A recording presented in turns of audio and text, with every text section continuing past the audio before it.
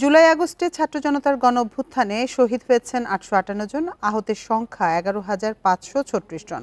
অভ্যুত্থানে হতাহতদের প্রথম ধাপের খসড়া তালিকা প্রকাশ করেছে গণ অভ্যুত্থান বিষয়ক বিশেষ সেল। শনিবার সেলের প্রধান অতিরিক্ত সচিব খন্দকার জহিরুল ইসলামের সই করা সংবাদ বিজ্ঞপ্তিতে এ তথ্য জানানো হয়। বিজ্ঞপ্তিতে বলা হয়, প্রথম ধাপের খসড়া তালিকা দুটি আগামী ২৩ ডিসেম্বর পর্যন্ত সর্বসাধারণের জন্য উন্মুক্ত থাকবে। তালিকায় শহীদ ও আহতদের নাম, ঠিকানা ও অন্যান্য প্রাসঙ্গিক তথ্য যাচাই, সংশোধন বা চূড়ান্ত করতে হতাহতদের পরিবারের সদস্য, ওয়ারিশ বা প্রতিনিধিকে মতামত দেওয়ার অনুরোধ জানানো হয়েছে। জুলাই আগস্টে গণ অভ্যুত্থানে হতাহতদের তালিকা চূড়ান্ত করার লক্ষ্যে স্বাস্থ্যসেবা বিভাগ, স্বাস্থ্য অধিদপ্তর, ৬৪টি জেলা কমিটি এবং গণ অভ্যুত্থান সংক্রান্ত বিশেষ সেল কাজ করছে। এরই অংশ হিসেবে প্রথম ধাপের খসড়া তালিকা গণ অভ্যুত্থান সংক্রান্ত বিশেষ সেলের ওয়েবসাইটে প্রকাশ করা হয়েছে।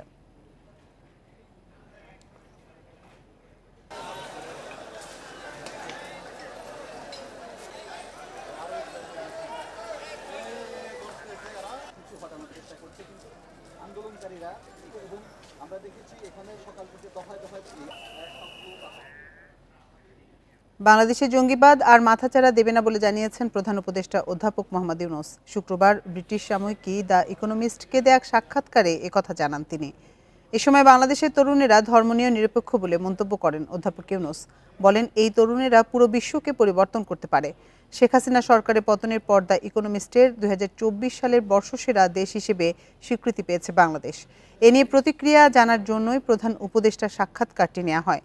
এ সময় এক প্রশ্নের জবাবে ডক্টর ইউনূস বলেন, নির্বাচনের পর আবারও নিজের স্বাভাবিক কাজে ফিরে যাবেন তিনি।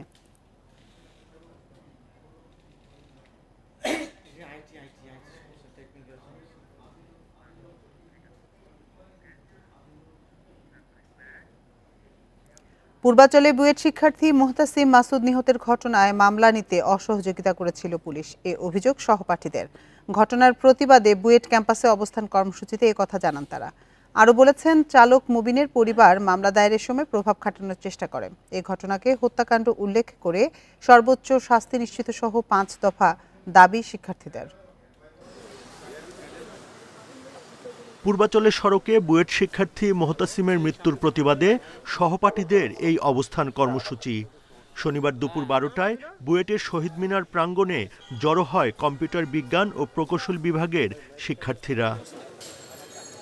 সুষ্ঠু বিচার চেয়ে শিক্ষার্থীরা বলেন, অভিযুক্ত চালক মুবিনের মাদক নেয়ার প্রমাণ মিললেও ন্যায় বিচার নিয়ে শঙ্কায় তারা। চালকের পরিবারের লোকজন বিভিন্নভাবে মামলার ঘটনা প্রক্রিয়া প্রভাবিত করার চেষ্টা করে। এর প্রেক্ষিতে অভিযুক্তের মা নানাভাবে শিক্ষার্থীদের মামলা থেকে দূরে থাকতে ক্ষতিপূরণ প্রদানের কথা জানান। শুরু থেকেই মামলা নেওয়ার ক্ষেত্রে টালবাহানা এবং হত্যাকারীর পরিবারে বিভ্রান্তিকর এবং মিথ্যা তথ্য নিউজ মিডিয়ায় প্রদান থেকে শুরু করে বিভিন্নভাবে বিচার প্রক্রিয়াকে ভিন্ন দিকে নিয়ে যাওয়ার প্রচেষ্টা আমাদেরকে শঙ্কিত করেছে। অভিযুক্তদের আইনজীবী গণমাধ্যমে বিভ্রান্তিকর তথ্য দিচ্ছেন বলেও অভিযোগ বিক্ষোভকারীদের। লিখিত বক্তব্যে নিহতের সহপাঠীরা জানান, মামলা দায়েরের সময়ও প্রভাব খাটানোর চেষ্টা করা হয়। এছাড়া শুরুতে পুলিশের অসহযোগিতার অভিযোগও তোলা হয়েছে। ইতিমধ্যে আমরা দেখতে পাচ্ছি যে অভিযুক্তদের আইনজীবী গণমাধ্যমে বিভিন্ন রকমের বিভ্রান্তিমূলক তথ্য দিয়ে ঘটনাকে ধামাচাপা দেওয়ার চেষ্টা করছেন। একই সাথে কিছু সংবাদ মাধ্যমেও এই হত্যাকাণ্ডকে দুর্ঘটনা বলে অপপ্রচারের চেষ্টা চালানো হচ্ছে। আমরা এই অপপ্রচারের তীব্র নিন্দা জানাই। শুক্রবার রাত ৩টার দিকে পুলিশ চেকপোস্টে মুহতাসিমের মোটরসাইকেলকে ধাক্কা দেয় দ্রুতগতির প্রাইভেট কার। এতে ঘটনাস্থলেই মারা যান তিনি। আহত হন বুয়েটের সিএসসির আরও ২ শিক্ষার্থী মেহেদি হাসান ও অমিত সাহা। গাড়িটি চালাচ্ছিলেন অবসরপ্রাপ্ত সেনা কর্মকর্তা আবদুল্লাহ আল মামুনের ছেলে মুবিন আল মামুন। Buddhadeb Kundu, independent news, Dhaka. সড়ক দুর্ঘটনায় ৭ জেলায় ১৪ জন নিহত হয়েছেন, এর মধ্যে ১০ জনই মোটরসাইকেল আরোহী। রাজশাহীর পুঠিয়ায় বাসের ধাক্কায় মোটরসাইকেল আরোহী দম্পতি সহ ৩ জন নিহত হয়েছেন। নিহতরা হলেন পুঠিয়ার পালোপাড়া গ্রামের আবু হানিফ, তার স্ত্রী ফাতেমা বেগম এবং শালিকা জুথি। চাঁদপুরের ফরিদগঞ্জে অটোরিকশার ধাক্কায় নিহত হন মোটরসাইকেল আরোহী ২ কিশোর। এছাড়া গাজীপুরে ওভারটেক করতে গিয়ে ট্রাক চাপায় প্রাণ যায় ২ মোটরসাইকেল আরোহীর। টাঙ্গাইলের মধুপুরে ২ মোটরসাইকেলের সংঘর্ষে নিহত হন বাবা ও ছেলে। এ দুর্ঘটনায় আরও ২ মোটরসাইকেল আরোহী হাসপাতালে ভর্তি। এর আগে সকালে জেলার বাইপাল এলাকায় বাসের ধাক্কায় নিহত হন অটোরিকশার 2 যাত্রী। এছাড়া সড়ক দুর্ঘটনায় চট্টগ্রাম, পাবনা ও পটুয়াখালীতে আরও 3 জন নিহত হয়েছেন।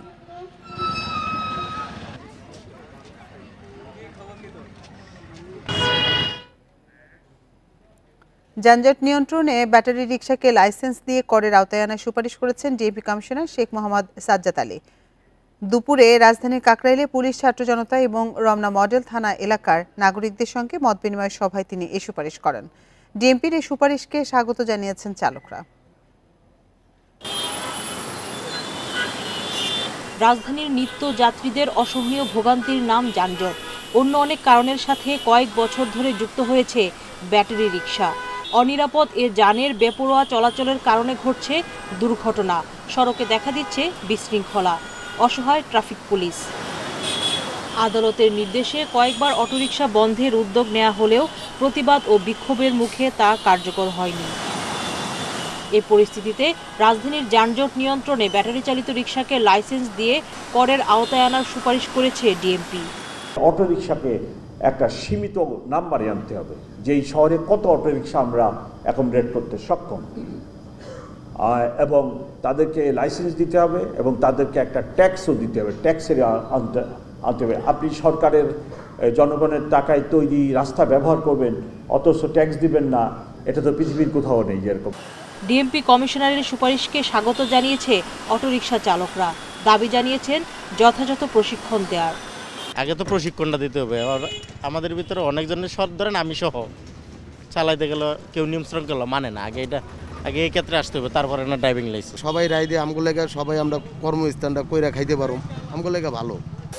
বুয়েটের অ্যাক্সিডেন্ট রিসার্চ ইনস্টিটিউটের তথ্য অনুযায়ী জানুয়ারি থেকে অক্টোবর পর্যন্ত ব্যাটারি চালিত 3 চাকার যানবাহনের কারণে সারা দেশে দুর্ঘটনা ঘটেছে 900টি। এর মাঝে 582টি ছিল মারাত্মক। রাজধানীর সড়কে চলাচল করে প্রায় 12 লাখ অটোরিকশা।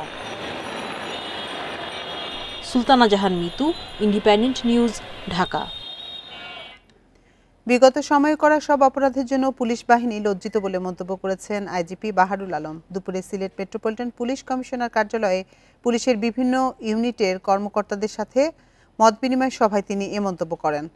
পুলিশের মহাপরিদর্শক বলেন, আওয়ামী লীগ সরকারের সময়ে পুলিশের উপর রাজনীতিবিদদের নেতিবাচক প্রভাব ছিল। 15 বছরে এমন কোনো অন্যায় নেই যা পুলিশকে দিয়ে করানো হয়নি, সেজন্য পুলিশ প্রশাসন লজ্জিত। তিনি আরও বলেন, পুলিশ বাহিনীকে পুনর্গঠন করার চেষ্টা করছে সংস্কার কমিশন। তাদের সুপারিশের পরই পুলিশের সংস্কার করা হবে। 5 আগস্ট দেশের বিভিন্ন থানা থেকে 6000 অস্ত্র লুট হয়েছে জানিয়ে আইজিপি বলেন, এখনও 2000 অস্ত্র উদ্ধার করা যায়নি। গত 15 বছরে আমরা দলীয়ভাবে আমাদের উপরে প্রভাব এত বেশি, কুপ্রভাব এত আসছে যে আমরা হেন অন্যায় নাই আমরা করি নাই, আপনারা জানেন, আমরাও জানি, এবং এটার জন্য আমরা অবশ্যই অত্যন্ত দুঃখিত, অত্যন্ত লজ্জিত। নাটোরের কাশিমপুর কেন্দ্রীয় মহাশ্মশান মন্দিরে ডাকাতের হামলায় সেবায়েত তরুণ দাস নিহতের ঘটনায় এখনো কোনো মামলা হয়নি, কাউকে আটকও করা যায়নি। ময়নাতদন্তের জন্য মরদেহ রাখা হয়েছে সদর হাসপাতালে মর্গে। হত্যায় জড়িতদের গ্রেপ্তারে অভিযান চলছে বলে জানায় পুলিশ। প্রায় 2 যুগ ধরে কাশিমপুর কেন্দ্রীয় মহাশ্মশান মন্দিরে কাজ করতেন তরুণ দাস। শনিবার সকালে সেই মন্দিরের মেঝেতেই পাওয়া যায় তরুণ দাসের মরদেহ। তার হাত পা মুখ বাঁধা রক্তাক্ত দেহ দেখতে পেয়ে পুলিশে খবর দেয় মহাশ্মশানের কর্মচারীরা। মন্দিরের পুরোহিত জানান, লোহার গ্রিল কেটে মূল গেট ভেঙে মন্দিরে ঢোকে দুর্বৃত্তরা। মন্দির থেকে কাঁসা, পিতল ও তামার 6 থেকে 7 মণ ওজনের বাসনপত্র নিয়ে গেছে ডাকাতরা। এছাড়া চুরি গেছে অন্যান্য মালামালও। মন্দিরের সমস্ত গেট ভাঙা এবং মন্দিরের ভিতরে প্রবেশ করে সেখান থেকে সব টাঙ্ক সব ভাঙা। এখানে শুধুমাত্র তামা, পিতল, কাঁসা এগুলো প্রচুর পরিমাণে থাকে, কয়েক মণ থাকে। বিভিন্ন ঘরে বিভিন্ন ট্রাঙ্কে বা বিভিন্ন মন্দিরে পূজার নিত্য কাজে বা কিছু স্টক থাকে, এগুলো কিছুই নাই। সেবায়েত তরুণ দাসের মরদেহ ময়নাতদন্তের জন্য পাঠানো হয় সদর হাসপাতালের মর্গে। এই হত্যাকাণ্ডে হতবাক নিহতের স্বজন ও মন্দির সংশ্লিষ্টরা। দ্রুত দোষীদের বিচারের আওতায় আনার দাবি তাদের।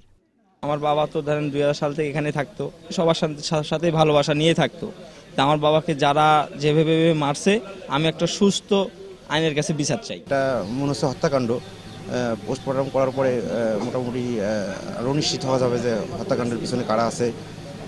আমরা এই বিষয়ে আইনগত বিষয়টা প্রক্রিয়াধীন আছে এবং আমরা আসামি গ্রেপ্তারের চেষ্টা করছি এবং ঘটনার মূল রহস্য উদ্ঘাটন করে আপনাদেরকে পরে বিস্তারিত জানানো হবে।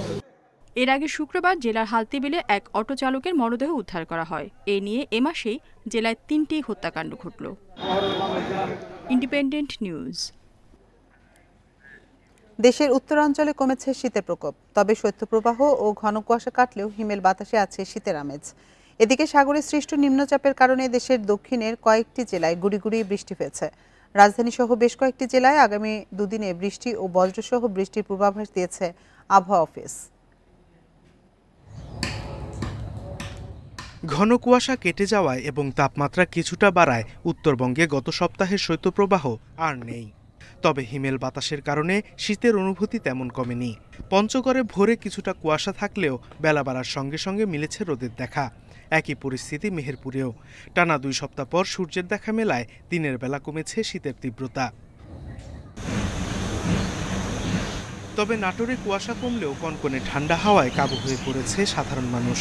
এর পাশাপাশি শ্বাসকষ্ট সহ শীতজনিত রোগে আক্রান্ত হচ্ছেন বয়স্ক ও শিশুরা। কনকনে শীত মনে হচ্ছে সূচের মতো শরীরের মধ্যে বিদ করতেছে এবং এই শীতে বয়স্ক মানুষের খুব কষ্ট। ঘুমানো রাত্রিরে শীতের জ্বালা, কনকনে বাতাস, কুয়াশা, হাত পা খালি কাঁপে। নওগাঁয় শীতের কারণে দুর্ভোগে পড়েছেন কৃষক ও কৃষি শ্রমিকরা। ভোরে শীতের প্রকোপ বেশি থাকায় ব্যাহত হচ্ছে কৃষিকাজ। শীত ও কুয়াশায় ক্ষতিগ্রস্ত হচ্ছে আলু সরিষার চাষ।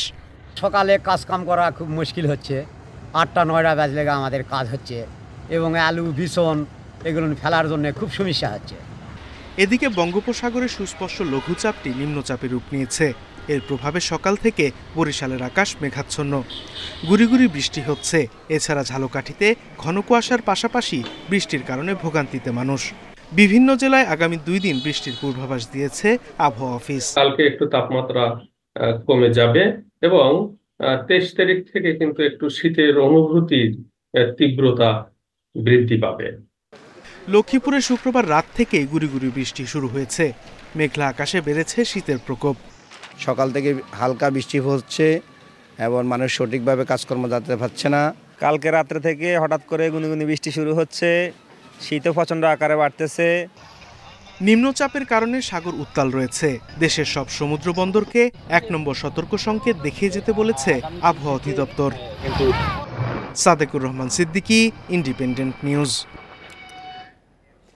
কিশোরগঞ্জের হাওড়ে নির্মিত অলওয়েদার সড়ক ভেঙে ফেলার পরিকল্পনা করছে না সরকার। একথা জানিয়ে সড়ক পরিবহন ও সেতু উপদেষ্টা মোহাম্মদ ফাউজুল কবির খান বলেছেন, বন্যা মোকাবেলায় প্রয়োজনে হাওড়ের নদীগুলো খনন করা হবে। দুপুরে ইটনা উপজেলা কার্যালয়ে আয়োজিত সরকারি কর্মকর্তা ও সুধীজনদের সাথে মত বিনিময় সভা শেষে সাংবাদিকদের তিনি জানান, তৈরি সড়ক নিয়ে আলোচনায় যাবে না সরকার। তবে এই সড়কের কারণে যেসব সমস্যা তৈরি হয়েছে সেগুলো সংশ্লিষ্ট মন্ত্রণালয়ের সাথে কথা বলে সমাধান করা হবে। এছাড়া মতামত নেওয়া হবে ভুক্তভোগীদের। এর আগে কিশোরগঞ্জ করিমগঞ্জ চামড়াঘাট সড়ক যথাযথ মানে উন্নীতকরণ শীর্ষক প্রকল্পের আওতায় চলমান কার্যক্রম পরিদর্শন করেন উপদেষ্টা।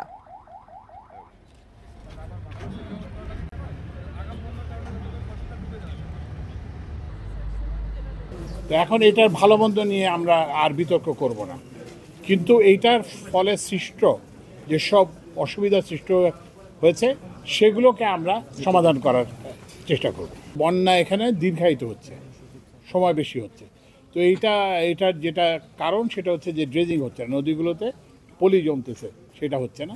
তো সেজন্য আমরা ড্রেজিংয়ের জন্য আমরা এর সঙ্গে কথা বলেছি, পানি সম্পদ সচিবের সাথে কথা বলেছি। মূল্যস্ফীতির তথ্য প্রকাশে কোনো কারচুপি হচ্ছে না, তাই বেশি দেখাচ্ছে। এছাড়া এ খাত নিয়ে বহির্বিশ্বে যে ভুল তথ্য প্রকাশিত হয়েছে তা নিরসন করে সঠিক তথ্য প্রকাশ করবে ব্যাংকিং অ্যালামনাক। শনিবার রাজধানীর সিরডাপে ব্যাংকিং অ্যালামনাকের 6ষ্ঠ সংস্করণের প্রকাশনা অনুষ্ঠানে এসব কথা বলেন অর্থ উপদেষ্টা। দেশের সরকারি বেসরকারি সব ব্যাংক ও আর্থিক প্রতিষ্ঠানের বিস্তর তথ্য উপাত্ত তুলে ধরে ব্যাংকিং অ্যালামনাক। শনিবার উন্মোচন হল বইটির 6ষ্ঠ সংস্করণের মোড়ক। এতে 2023 সাল পর্যন্ত দেশটির 60টি ব্যাংক ও 34টি আর্থিক প্রতিষ্ঠানের গতি প্রকৃতি নিয়ে তথ্য প্রকাশ করা হয়েছে। অনুষ্ঠানে অর্থ উপদেষ্টা বলেন, আর্থিক খাতে তথ্য বিভ্রান্তিতে নীতি নির্ধারকদের দায় আছে, যা দেশি বিদেশি বিনিয়োগকারীদের নিরুৎসাহিত করেছে। তাই এ খাতে সঠিক তথ্যপাত্য প্রকাশের জন্য স্বচ্ছতা ও স্বাধীনতা জরুরি বলে জানান তিনি। এক্সপোর্টের ডেটা নিয়ে সন্দেহ প্রকাশ, জিডিপি মেজারমেন্ট নিয়ে, ইভেন ইনফ্লেশনের মেজারমেন্ট নিয়ে অনেক সন্দেহ প্রকাশ করে অনেকে।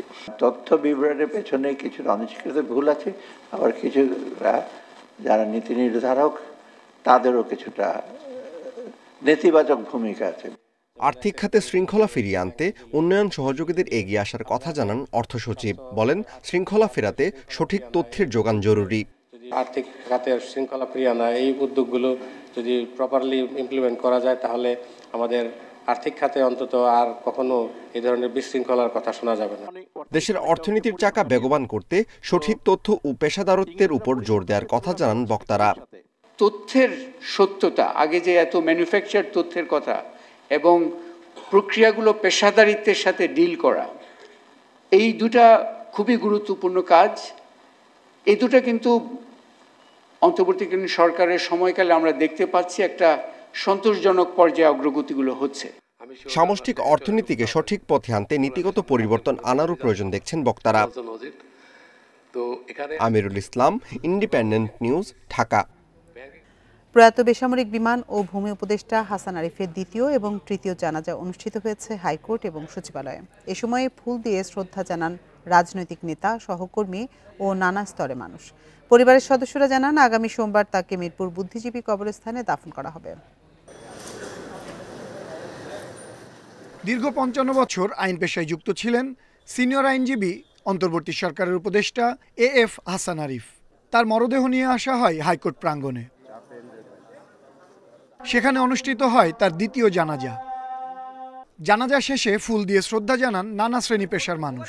এ সময় প্রয়াত হাসান আরিফের দীর্ঘদিনের সহকর্মীরা তার স্মৃতির প্রতি শ্রদ্ধা জানিয়ে তার কর্মজীবনের বিভিন্ন দিক তুলে ধরেন। তার মৃত্যুতে সকল জুনিয়র এবং সিনিয়র আইনজীবীরা অত্যন্ত শোকাহত। কোনো আইনজীবী সহকর্মীর সঙ্গে তার কোনো রকম অসুন্দর আচরণ আমরা কখনো দেখিনি। সবসময় ভদ্র নম্র ছিলেন। তিনি বাংলাদেশের দেবোত্তর সম্পত্তি বিষয়ে আমাদেরকে অনেক সাহায্য সহযোগিতা করেছেন। আইনের বিষয়ে তার খুঁটিনাটি সহ প্রত্যেকটা বিষয়ে যে পাণ্ডিত্যে তিনি পরিচয় দিয়েছেন পড়াশোনার ক্ষেত্রে। এরপর হাসান আরিফের মরদেহ নেওয়া হয় সচিবালয় প্রাঙ্গণে। সেখানে অনুষ্ঠিত হয় তৃতীয় জানাজা। এতে অংশ নেন বিভিন্ন মন্ত্রণালয়ের উপদেষ্টা সহ বিভিন্ন কর্মকর্তারা। এ সময় পরিবারের পক্ষ থেকে জানানো হয়, আগামী সোমবার রাজধানীর মিরপুর বুদ্ধিজীবী কবরস্থানে তাকে দাফন করা হবে। স্যারের কাছেও আমাদের কিছু কিছু বিষয়ে হয়তো ক্ষমা চাওয়া উচিত ছিল, কিন্তু তা চাইতে পারিনি। স্যারের যে বিনয়, এই বিনয় তার পরিবারে, আমাদের সকলের মধ্যে, তার কর্মস্থলে নিশ্চয়ই একটা প্রভাব রেখে যাবে। 23 তারিখে মিরপুর বুদ্ধিজীবী কবরস্থানে দাফন করব। সময়টা অবশ্যই জোহরের আগে হওয়ার সম্ভাবনা বেশি, তবে এখনও এক্স্যাক্ট টাইমটা ফাইনালাইজ করা হয় নাই। আমরা এটা পরে জানিয়ে দিব। হাসান আরিফের আত্মার শান্তি কামনা করে দোয়া চেয়েছেন পরিবার ও শুভাকাঙ্ক্ষীরা। আনোয়ার সাদাত নূর, ইন্ডিপেন্ডেন্ট নিউজ, ঢাকা। শেরপুরে বেড়াতে গিয়ে ভোগাই নদীতে ডুবে 2 ছাত্র মারা গেছে। বিকেলে তাদের মরদেহ উদ্ধার করেছে ফায়ার সার্ভিস। স্বজনেরা জানিয়েছেন, সকালে হালুয়াঘাটে নানার বাড়িতে বেড়াতে যায় স্কুল ছাত্র সাজিদ হাসান ও কলেজ ছাত্র মিহান মিয়া। দুপুরে অন্যদের সঙ্গে গারো পাহাড়ের পানিহাটা এলাকায় বেড়াতে গিয়ে ভোগাই নদীতে নেমে নিখোঁজ হয় দুজনেই। খবর পেয়ে ফায়ার সার্ভিসের কর্মীরা অভিযান চালিয়ে তাদের মরদেহ উদ্ধার করেন। নদীর ওই অংশের গভীরতা বেশি থাকায় তারা ডুবে যায় বলে জানিয়েছে ফায়ার সার্ভিস।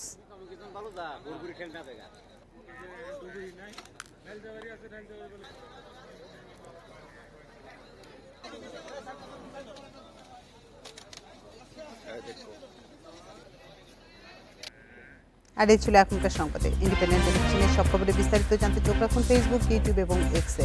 এতক্ষণ সাথে থাকার জন্য ধন্যবাদ সবাইকে।